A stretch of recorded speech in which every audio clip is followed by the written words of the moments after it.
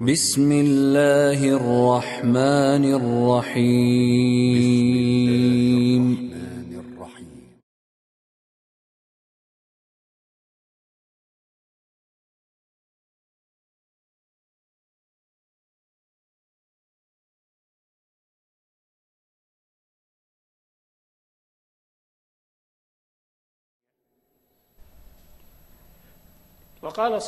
Сказал пророк, мир ему и благословение Аллаха: «Что мне до этой жизни? Поистине, пример меня и этой жизни подобен тому, кто едет на верховом животном и решил отдохнуть в тенистой местности. То есть прилег отдохнуть в полдень. Он сел под деревом, чтобы находиться в его тени и отдохнуть в середине дня. Затем он отправился дальше и оставил его. Мирская жизнь точно так же не является постоянным местом пребывания. Сказал Аллах велик Он и возвышен, а последняя жизнь является обителью пребывания. О мой народ, мирская жизнь не что иное, как предмет пользования». Эти слова сказал верующий из народа фараона своему народу. О мой народ, мирская жизнь не что иное, как предмет пользования, а последняя жизнь является обителью пребывания. Тот, кто совершил зло, получит только соответствующее воздаяние. А те мужчины и женщины, которые поступали праведно, будучи верующими, войдут в рай, в котором они будут получать удел без счета. Именно они являются счастливыми. Те, которые совершают праведные дела. И место праведных дел в этой жизни. В последней жизни нет дел. Нет в ней ничего, кроме воздаяния. И поэтому неверующие, когда войдут в огонь, будут желать вернуться в мирскую жизнь для того, чтобы совершать праведные поступки. Даже когда к одному из них придет смерть, он говорит: «Господи, верни меня обратно. Быть может, я стану совершать праведные поступки, которые я оставил». И когда они увидят все это с убежденностью и увидят истину, тогда они поймут, что они потерпели убыток. Они будут желать вернуться в мирскую жизнь, но не смогут этого. Это невозможно. Поэтому место поступков — это мирская жизнь. Если ты упустил эту жизнь и не совершал в ней дела, то упустишь и жизнь последнюю. И ты будешь из числа тех, кто потерпел убыток в жизни мирской и жизни последней. Это и есть очевидный убыток. Верующих мужчин и женщин, которые поступали праведно. Аллах не сделал различия между мужчиной и женщиной в воздаянии, и не сделал различия между ними в поступках. Мужчина и женщины равны. Однако они различаются только в некоторых положениях, которые не распространяются на женщину.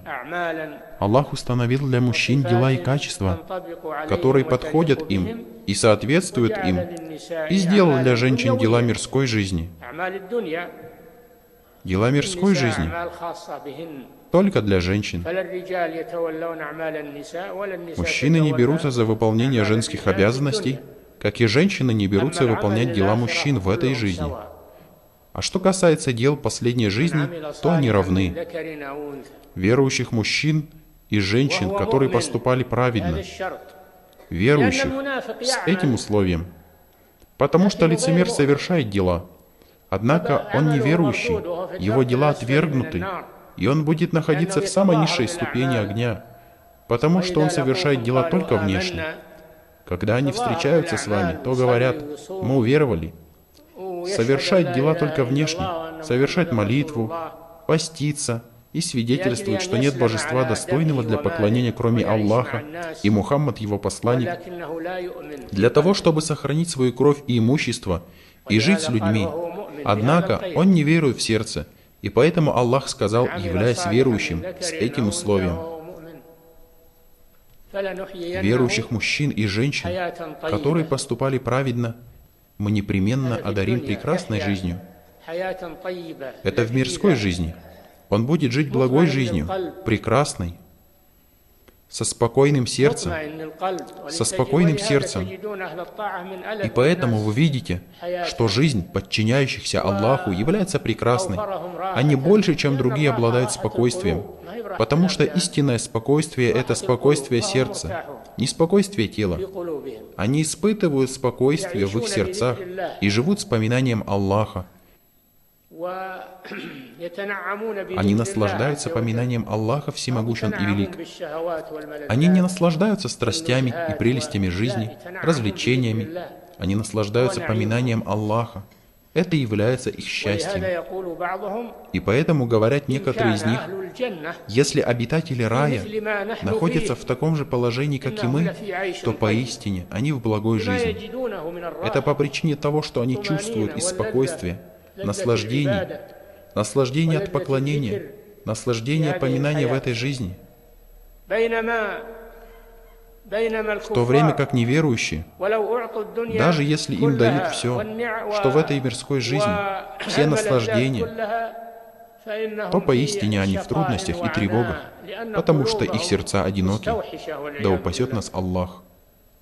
Сердца их одиноки, а лица почерневшие. А что касается верующего, то он живет благой жизнью в этом мире. Его жизнь благая, с верой, с поминанием Аллаха, Всемогущен и Велик. Он наслаждается от подчинения и радуется поклонению.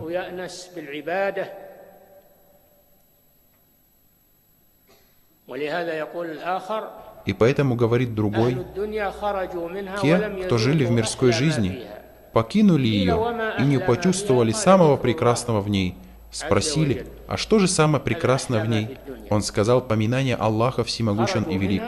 Это самое прекрасное, что есть в этой жизни. Покинули ее и не почувствовали самого прекрасного в ней. Они лишились этого. Да упасет нас Аллах. Мы непременно одарим прекрасной жизнью. В этой жизни, в поклонении, поминании и подчинении Аллаху, Всемогущен и Велик, в спокойствии, в вере, в свете. Затем в последней жизни вознаградим за лучшее из того, что они совершали. Они войдут в рай и будут наслаждаться в нем, вечным наслаждением. Это не прекратится, как это случается в мирской жизни. Они не будут бояться врагов, не будут бояться болезней, не будут бояться смерти, не будут бояться старости, не будут бояться бедности и не будут испытывать какой-либо нужды никогда, пребывая в безопасности. И они будут пребывать в горницах, находясь в безопасности. Входите сюда с миром, будучи в безопасности. Вознаградим за лучшее из того, что они совершали. Это и есть благая жизнь. Однако она нуждается в вере, нуждается в знании и разуме, нуждается в терпении и стойкости. Чтобы человек был в спокойствии, и чтобы его не сбили с пути трудности, и смуты. Однако, чтобы он был стойким, подобно стойкости гор.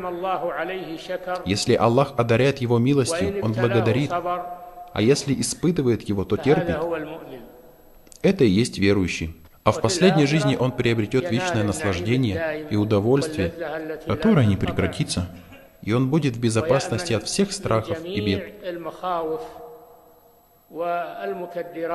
Удалится злоба из их сердец, и они будут братьями, находящимся на ложах, друг напротив друга. Не будет в их сердцах ненависти. Мы исторгнем из их сердец злобу, и они, как братья, будут лежать на ложах, обратившись лицом друг к другу.